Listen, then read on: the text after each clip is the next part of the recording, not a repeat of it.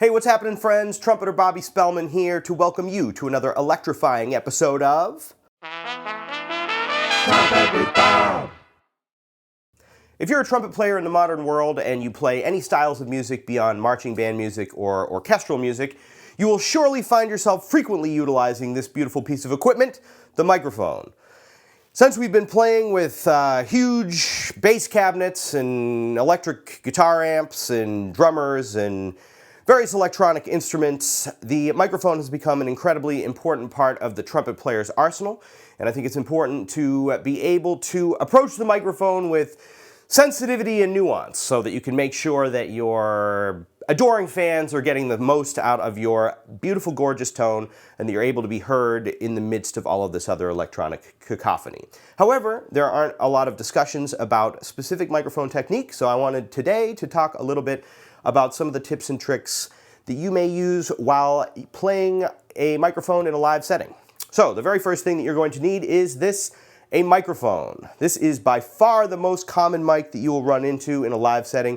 This is the Shure Sm57. It is a cardioid dynamic microphone. It requires no phantom power.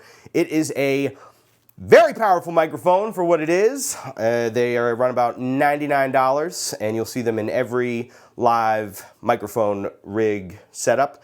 They are very resilient and very common. The first thing that you want to make sure is that you get the microphone at the height that you need it. Now, I like to be able to bend my legs a little bit, give myself a little support as I'm playing.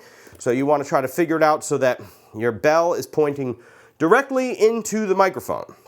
All right, now usually it doesn't matter as a trumpet player whether we have a straight stand or a boom, the boom being the little arm here that can move around. I know saxophone players are partial to the boom because it means that you can move the mic down and get it into the saxophone where you need it, but trumpet players, we don't necessarily need a boom. It can be a straight stand, but in this case it doesn't really matter.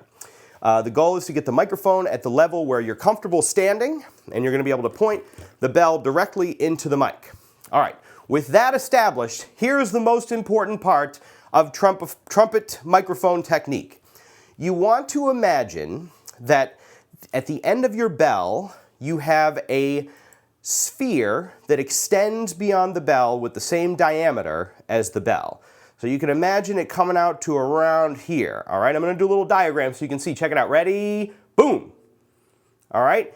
Whatever is in that cylinder, in that sphere rather, should be on the microphone. Whatever the microphone should be in that realm. All right. That means that you're close enough to the microphone that you're going to pick up all of the beauty and the nuance of your trumpet sound. All right.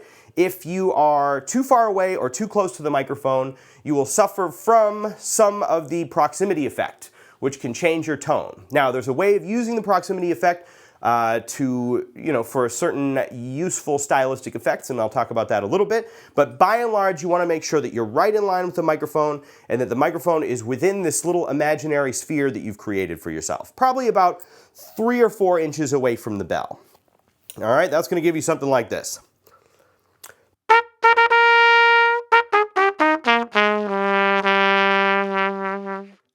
Now, the proximity effect is a feature of microphones, many microphones, where if you get too close to the microphone, you're going to lose a lot of the high-end sparkle of the trumpet, and it's going to bring out a lot of the low end. So if you end up eating the microphone, if the microphone's going all the way into your bell, you're going to get a lot more low end, and you're not going to get as much of the sparkle of the trumpet. Now, sometimes I like to use this for a particular effect while I'm playing live, and it can create a really interesting atmosphere. So that's actually pretty fun, but you have to be aware that you're doing it. Otherwise, it can really create a lot of distortion, and it'll change the volume of the mic in the room and drive the sound guy nuts. So I'm going to show you a little bit about what that proximity effect can do to change the sound. Check this out. So here's a regular where you want your trumpet usually.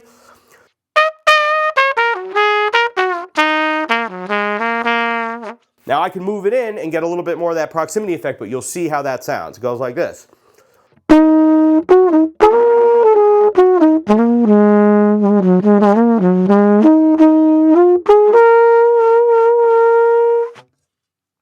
Now I made sure while I was playing like that to play extremely quietly. Sometimes that enables you to get some of the whisper quiet tones and timbre that you like to get out of the trumpet, even in a live setting where there's a bunch of electric instruments or drums or crazy things going on all around you.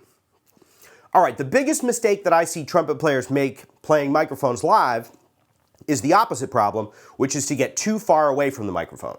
So just like the low end will be amplified if you're too close to the microphone, you'll lose a lot of the low end and you'll get a much thinner sound if you're too far away from the microphone. The other problem is that you can get too much of the other instruments on stage into the mic, and that also gives a challenge to the sound person. Now be aware that you and the sound engineer are in a perpetual battle. You're always in opposition in some respect, and you should expect that there is going to be some kind of hostility. Every once in a while you get somebody who's just a great, warm-hearted human being who's really into trying to figure out the specific tones of the instrument. But if you don't run into that person, you want to make sure that you're doing everything exactly right so as to minimize any extra conflict while you're doing your sound check or performing on the gig. All right, so let's keep going here. This particular SM57 is very sensitive to the direction that it is pointed. This makes it an amazing microphone for horns on stage or snare drums or many other things because it can block out the sound of other instruments. Not so much of the other instruments are going to make it into the mic. However, it does also mean that not only do you have to make sure that you're close enough to the mic, but you have to be pointing directly at it because it's a very dramatic shift if you're moving just a little bit off of the microphone. So I'll show you first of all what it sounds like if I'm farther back. So once again, here's where I want it.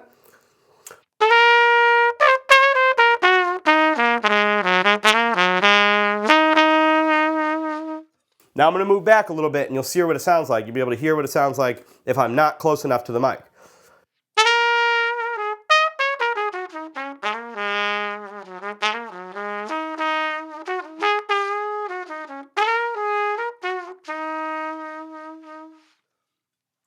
So you can hear how dramatically the volume decreases. It's going to allow a lot of other sound into the microphone, and it's going to make it very difficult for the person, the sound engineer, to really be able to capture the beauty and the warmth of your trumpet sound that you've worked so hard to put together over the years.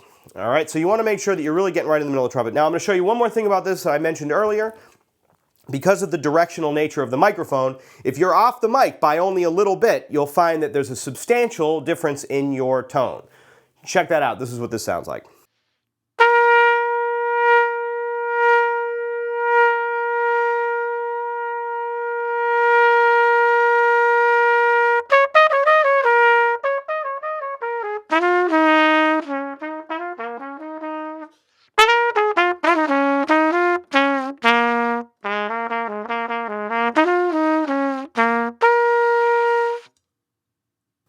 One way that you can ensure that your trumpet is dead on the microphone is if you can see the mic, you're not on it. So you want to make sure that the bell of the trumpet is covering the microphone. Obviously you might be able to see the back of the microphone or the cable, things of that nature. But the head of the microphone where you're blowing into, you want to make sure that that is covered by the trumpet in your line of view. All right? So once you've got it there, and you've got to make sure that the microphone is within the frame of that little imaginary sphere we've created, boop, then you're going to get a nice sound. You're going to get all of the characteristics of the instrument. You're going to be able to block out the other sounds around you. And ideally, you're going to be able to really get a very clear, clean, beautiful tone broadcast into the concert hall or music venue where all of your adoring fans will be elated at the gorgeous sound of your trumpet. So once again, you want to make sure that you're dead center in the middle of the microphone, that you have the microphone stand set up in such a way that you can bend your knees a little bit, make sure that you've got, you're very stable, but you're also able to comfortably play into the mic. At that point, you want to make sure that you're close enough that you're going to be able to get a nice sound without getting too much low end or too much extra sound and extra air. You want to be right in the middle, and then you want to make sure that that microphone is covered up by the bell of your trumpet so that you can't see it, so that you've got a direct route from the trumpet into the microphone, into the venue.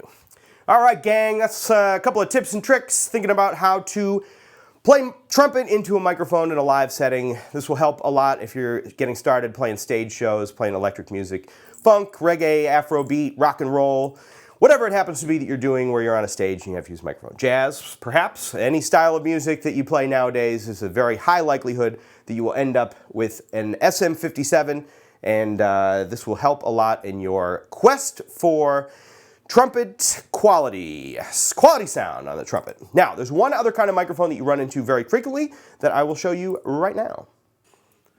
This is a clip-on microphone. The clip-on microphone can be wireless or have a wire attached that often will attach to a little pack that goes on your belt.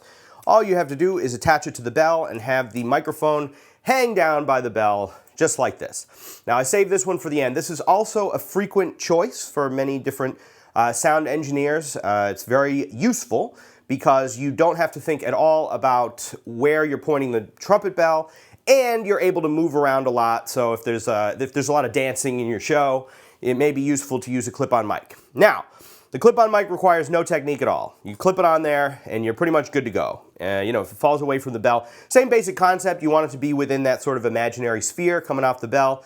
But at the end of the day, its job is really to sit there and not go too far. So it doesn't require a lot of thinking, doesn't require a lot of technique, very useful. There are advantages and disadvantages of the clip-on bell, rather the clip-on microphone. The value of the clip-on microphone is, of course, you don't have to think about it, you can move around a lot. The disadvantage is there are some, there is some use in being able to move towards the mic and away from it. It may be the kind of thing that you want to get that proximity effect, or sometimes if you're playing gigs, you want to be able to get off the mic and go hang out with the other horn players and try to work on a horn. Okay, let's play this in the next section, blah, blah, blah. It helps to be able to get off the mic from time to time. Of course, you can do the same thing with the clip-on. You just got to unclip it. But at the end of the day, it's easier to move on and off the mic with a regular stationary on a stand microphone. Otherwise, they operate basically the same way, but once again, clip-on requires very little technique. All right, gang, there you have it. Microphone technique for the trumpet. I hope that helps in your quest for musical excellence. If you like this video, be sure to push on the like button and subscribe to the channel, and leave any questions in the comments below, and I'll get back to you as soon as I can. All right, gang, thanks again. Have a wonderful time practicing and playing live shows, and I'll catch you in the next one. See ya! Trumpet with Bob. Alright friends, thanks so much for checking out this video. I hope it helps in your pursuit of the majesty of musical self-expression. If you like what we're doing here, please like this video and subscribe to the channel. Big thanks to all the new subscribers. We really appreciate your support, and we're going to keep putting out some new videos for you. The Ridgewood School of Music is now accepting new students for lessons online as well as in person in the Brooklyn, Queens, and greater New York City area. You can find us on our website at www.ridgewoodschoolofmusic.com, and you can send us a message, and we would love to help you achieve all of your musical dreams. For some more musical fun, you can also follow me, Bobby Spellman, on Instagram @BobSpellman, or in any of the other social media platforms listed in the description below. Thanks again for checking out this video, happy practicing, and we'll catch you next time.